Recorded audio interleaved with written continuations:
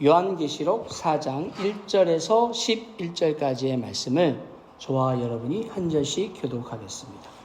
1절 말씀 먼저 봅니다. 이힐 후에 내가 보니 하늘에 열린 문이 있는데 내가 들은 바 처음에 내게 말하던 나팔 소리 같은 그 음성이 이르되 이리로 올라오라. 이후에 마땅히 일어날 일들을 내가 내게 보이리라 하시더라. 내가 곧 성령에 감동되었더니 보라, 하늘에 보좌를 베풀었고 그 보좌 위에 앉으신 이가 있는데 앉으신 이의 모양이 벼곡과 홍보석 같고 또 무지개가 있어 보좌에 둘렸는데 그 모양이 녹보석 같더라. 또 보좌에 둘려 24 보좌들이 있고 그 보좌들 위에 24 장로들이 흰 옷을 입고 머리에 금관을 쓰고 앉았더라. 보좌로부터 번개와 음성과 우레소리가 나고 보좌 앞에 켠 등불 7이 있으니 이는 하나님의 7 영이라. 보좌 앞에 수정과 같은 유리 바다가 있고 보좌 가운데와 보좌 주위에 4 생물이 있는데 앞뒤에 눈들이 가득하더라. 그 첫째 생물은 사자 같고 그 둘째 생물은 송아지 같고 그 셋째 생물은 얼굴이 사람 같고 그 넷째 생물은 날아가는 독수리 같은데 4 생물은 각각 6 날개를 가졌고 그 안과 주위에는 눈들이 가득하더라. 그들이 밤낮 쉬지 않고 이르기를 거룩하다 거룩하다 거룩하다 주 하나님 곧 전능하신 이여 전에도 계셨고 이제도 계시고 장차 오실 이시라 하고 그 생물들이 보좌에 앉으사 세세토록 살아계시는 이에게 영광과 존귀와 감사를 돌릴 때에 24 장로들이 보좌에 앉으시니 앞에 엎드려 세세토록 살아계시는 이에게 경배하고 자기의 관을 보좌 앞에 드리며 이르되 우리 주 하나님이여 영광과 존귀와 권능을 받으시는 것이 합당하오니 주께서 만물을 지으신지라 만물이 주의 뜻대로 있었고 또 지으심을 받았나이다 하더라. 아멘. 요한계시록 4장 1절에서 11절까지의 말씀 함께 보았습니다. 이 말씀을 가지고 하늘 보좌에 계신 하나님이라는 제목으로 하나님 말씀 나누겠습니다. 여러분들은 인생의 문이 열리는 경험을 하신 적이 있습니까? 제가 어렸을 때 초등학교에 처음 입학하던 날이 생각이 납니다. 어머니 손을 붙잡고 교문 앞에 섰는데 여러분 옛날에 지금은 초등학교라고 합니다만 옛날에는 뭐라고 그랬죠? 국민학교라고 그랬죠. 그리고 그 국민학교에는 항상 교문이 철문이었어요. 그 철문이 쫙 열리면서 이 새로운 세상으로 들어가는 그런 경험을 했습니다. 낯설고 두려웠지만 문이 열리는 순간부터 제 인생의 또 다른 장이 시작이 되었습니다. 오늘 본문에서도 한 문이 열립니다. 그러나 그것은 이 땅의 문이 아니라 하늘의 문이었습니다. 그리고 그 열린 문 너머로 사도 요한은 말로 다 표현할 수 없는 광경을 목격하게 됩니다. 오늘 우리가 읽었던 이 요한계시록 4장은 요한이 밤모섬에서 하늘로 올라가 보좌에 앉으신 하나님을 뵙는 장면에서 시작이 됩니다. 오늘 우리는 요한이 본 그 환상의 세계를 함께 따라가 보려고 합니다. 그리고 그 가운데서 우리가 지금 이 땅에서 살아가며 하늘 보좌를 바라보는 삶이 어떤 것인가를 함께 묵상해 보려고 합니다. 본문 속으로 한번 우리가 다 같이 들어가 보겠습니다. 1절 말씀을 우리가 다 같이 한번 볼까요? 이 일 후에 내가 보니 하늘에 열린 문이 있는데 내가 들은 바 처음에 내게 말하던 나팔 소리 같은 그 음성이 이르되 이리로 올라오라. 이후에 마땅히 일어난 일들을 내가 내게 보이리라 하시더라. 요한은 이 일 후에라는 말로 2장과 3장에서 등장한 7교회의 이야기를 마무리하면서 새로운 장면으로 전환합니다. 아마도 여러분께서 지금 한 2주간에 걸쳐서 전지성 목사님과 함께 이 요한계시록 1장부터 2장, 3장까지 쭉 7교회에 대한 이야기를 아마 들으셨을 것입니다. 이제 그 2장과 3장에 걸쳐 있는 7교회에 대한 이야기가 마무리가 되면서 이제는 장면이 변환이 돼요. 새로운 장면으로 넘어갑니다.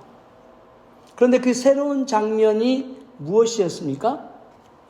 바로 오늘 하늘문이 열리는 장면이 시작됩니다. 그 하늘문을 누가 열었을까요? 당연히 하늘의 문을 여실 수 있는 분은 누구예요? 하나님 한 분밖에 안 계시죠. 하나님께서 하늘의 문을 여셔서 바로 이 반모섬에 유배되어 있는 이 하나님의 사람에게 그 하늘 문을 여시고 하늘의 문을 여시고 보여주시는 사건이 바로 4장에서 시작된 것입니다. 하나님께서는 요한에게 그리고 우리에게 하늘의 관점을 보여주시기 위해서 하늘의 문을 여셨던 것입니다. 오늘 이것이 요한계시록 4장의 핵심입니다. 요한은 지상의 고난과 교회의 현실을 2장과 3장을 통해서 본 후에 이제 하늘의 시각을 보게 됩니다. 그 하늘에서 요한이 가장 먼저 본 것은 무엇이었을까요? 2절 말씀을 우리가 함께 보겠습니다. 내가 곧 성령에 감동되었더니 보라 하늘의 보좌를 베풀었고 그 보좌에 앉으신 이가 있는데, 하늘에서 가장 중심에 있는 것은 바로 하나님의 보좌입니다. 하나님이 앉으신 왕좌입니다. 그리고 그 보좌 위에는 하나님 자신이 앉아 계시다고 오늘 말씀하고 있습니다. 고난과 핍박 속에서도 세상의 왕들이 설치는 듯 보여도 하늘 보좌는 변함없이 하나님께 속해 있음을 믿으시기 바랍니다. 오늘 본문 속으로 열려진 이 하늘 보좌, 하나님이 앉으신 이 보좌를 좀 더 구체적인 장면으로 묘사하고 있습니다. 마치 이 요한이 본 장면은 영화의 한 장면처럼 화려합니다. 벽옥과 홍보석 같은 보석들, 무지개 같은 광채, 번개와 음성과 천둥이 나오고요. 7 등불이 보좌 앞에 켜있고 유리 바다와 같은 정결함이 펼쳐져 있다고 성경이 기록하고 있습니다. 그리고 그 보좌 주변에는 24장로와 4 생물이 하나님을 찬양하고 경배하고 있다고 설명하고 있습니다. 여러분, 이 장면은 단순히 환상이 아닙니다. 이것은 바로 하늘의 예배인 것입니다. 오늘 이 사도 요한이 보았던 이 장면은 단순히 어떤 환상이 아니에요. 하늘에서 일어나고 있는 하늘 예배인 것입니다.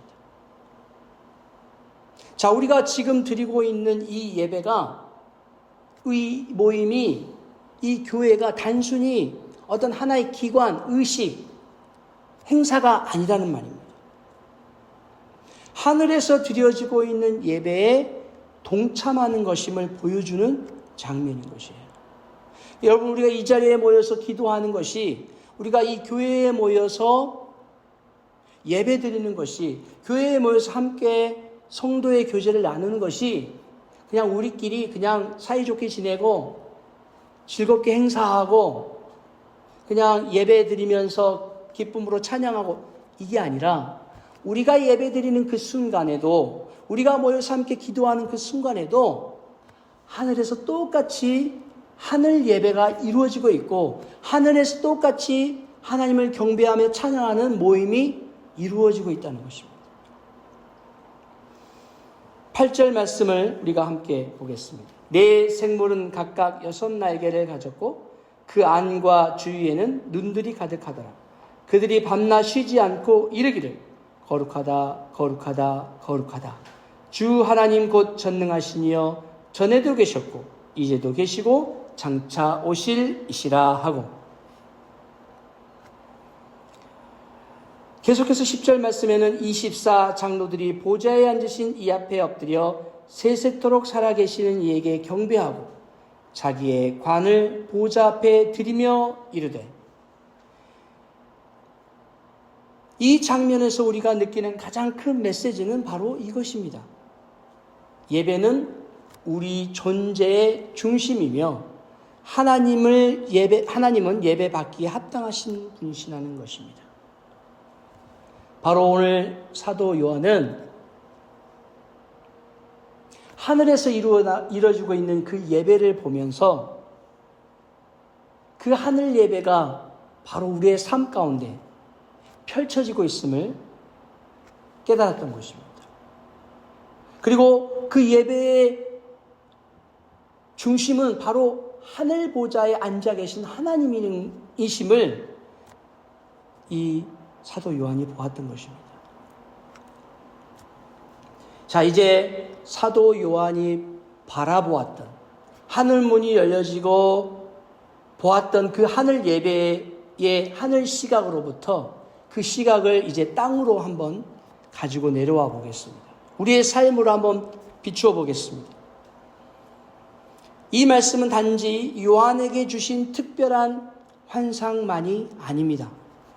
이 말씀은 우리 모두에게 주신 하나님의 하늘 시각인 것입니다.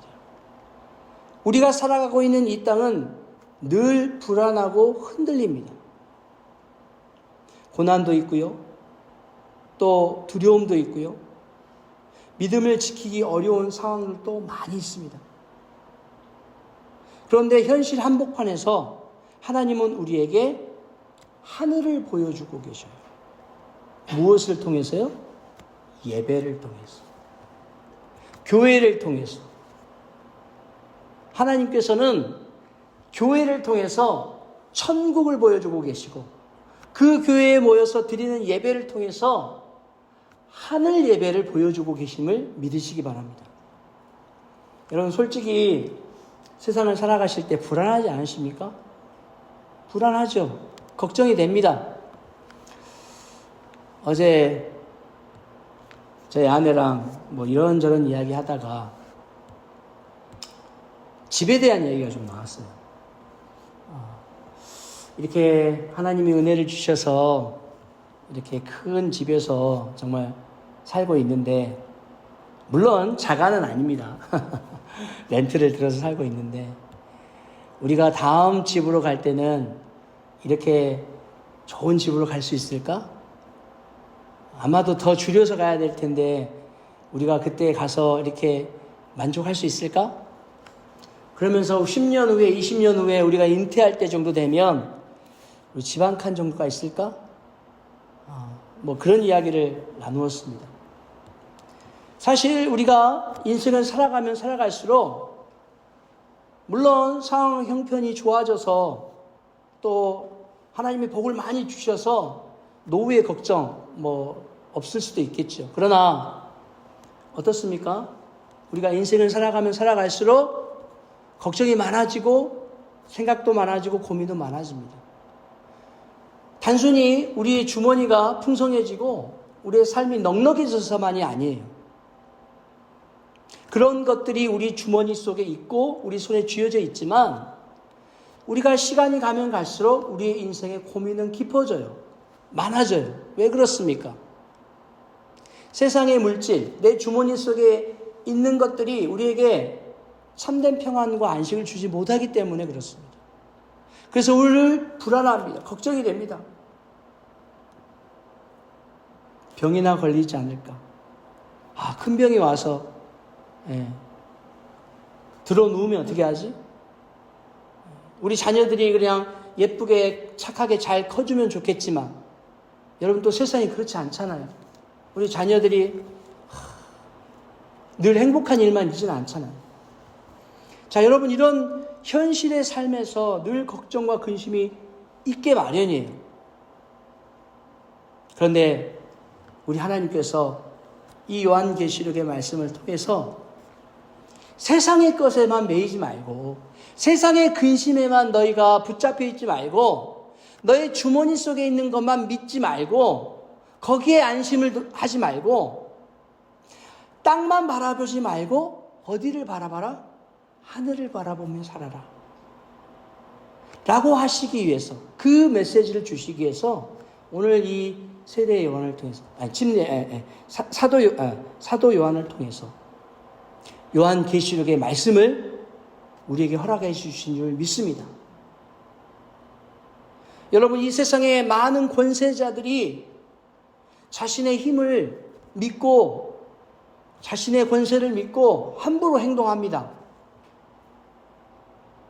그러나 여러분들 언제 그 권세가 땅에 떨어질지 몰라요. 그러나 하늘 보좌에 계신 하나님은 영원토록 온 우주를 다스리고 통치하시는 분이심을 믿으시기 바랍니다. 여러분 우리가 그 하늘 권세를 가지신 하나님을 바라봐야 돼요.